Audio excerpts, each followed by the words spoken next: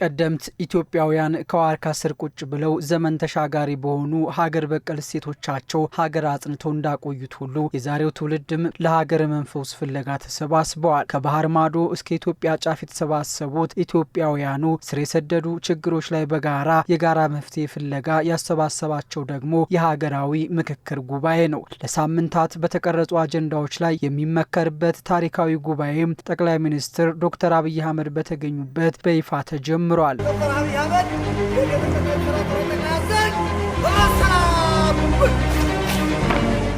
የምክክር ሂደቱ በኢትዮጵያ ዘመናዊ ታሪክ በስፋቱ ባካሄዱ በሚያስገኘው ውጤት የማይደገምና በገዘፈ ተግባር የሚፈጸም ለአፍሪካ ምሳሌ የሚሆን መድረክ መሆኑንም ጠቅላይ ሚኒስትሩ ተናግረዋል። መድረኩ በታሪክ አጋጣሚ የተገኘውን እድል ጠቀሜታ ማዝለቅ ለፈለጉ ሰዎች ሀገርን የሚታደግና የሚገነባ ለዘመናት የሚታወስ ታሪክ ለመጻፍ እድል የሚሰጥ መሆኑንም ነው ጠቅላይ ሚኒስትሩ የገለጹት። አንዳንድ አጋጣሚዎች ከታሪክ ብዕርና ብራና ፊት ያቆማቸዋል።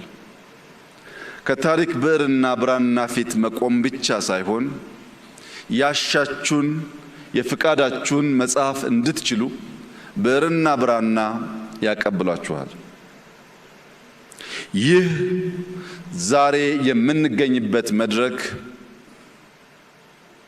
ልባም ለሆኑ ሰዎች የታሪክን የአጋጣሚን የእድልን ጠቃሚነት ማዝለቅ ለፈለጉ ሰዎች በዚያ ብዕር በዚያ ብራና ላይ ሀገርን የሚታደግ የሚጠቅም የሚገነባ ለዘመናት የሚታወስ ታሪክ ለመጻፍ እድል የሚሰጥ ነው። 4 ዓመታትን አድካሚ ምክክር ጉዞን የፈጀው ሂደት ከዚህ ቀደም የነበረውን በኃይለ ቃል ጀምሮ በኃይል እርምጃ የሚቋጨውን የፖለቲካ ባህል ስብራት በምክክር እስከ መጨረሻው ለመዝጋት መሆኑንም ጠቅላይ ሚኒስትሩ ተናግረዋል። ኢትዮጵያ እጅግ ታሪክ ጠገብ ጥንታዊት ሀገር ናት። በንግግሮች፣ በጽሁፎች፣ በሚታዩ በሚጨበጡ ቅርሶች ከዚያም ባሻገር የሰው ልጅ መገኛ በመሆኗ ሳይንሳዊ በሆነ መንገድ ባሉ ማረጋገጫዎች ሁሉ ጥንታዊነቷ አሌ የማይባል የማያከራክር እውነት ነው። ነገር ግን በዚህ ታሪካችን ውስጥ አንድ ስብራት አለ፣ አንድ ስንክሳር አለ፣ አንድ ውድቀት አለ። ያም በኃይለ ቃል ጀምሮ በኃይል እርምጃ መደምደም ነው። ፖለቲካችን በኃይለ ቃል ይጀመራል፣ በኃይል እርምጃ ይደመደማል። ይህንን ስብራት ለአንዴና ለመጨረሻ ጊዜ ማቆም ያስፈልጋል። የምክክር ጉባኤው ተሳታፊዎች ያገኙትን እድል በታላቅ አክብሮት በመከወን ከዚህ በፊት ኢትዮጵያ ያጣቻቸውን እድሎች የዛሬው ትውልድ እንዳያጣም በታላቅ ኃላፊነት ሊሰሩ እንደሚገባም ዶክተር አብይ አህመድ አስገንዝበዋል።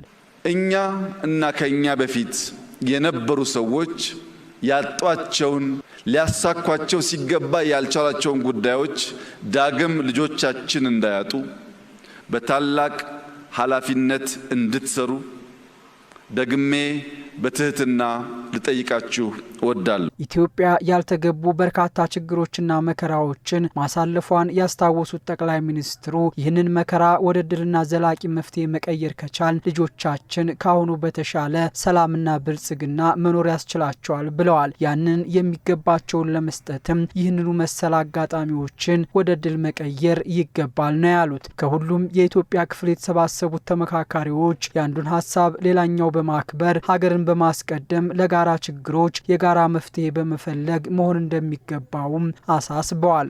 ማንም ሳይጎዳ በጋራ መጠቀም የምንችልባቸውን ጉዳዮች አንስተን ለኔ ሳይሆን ለኛ፣ ለሰፈሬ ሳይሆን ለኢትዮጵያ ማለት ከቻል ይህ ምክክር ፍሬያማ ይሆናል።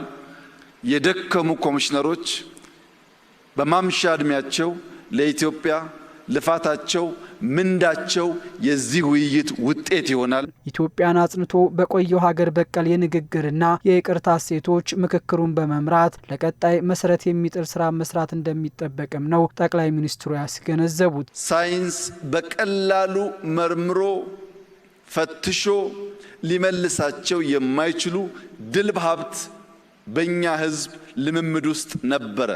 ይጋጫል፣ ግን ይነጋገርና በይቅርታ በካሳ ይፈታል። ይህ ንግግርና የይቅርታ ባህላችን ኢትዮጵያን አጽንቷል።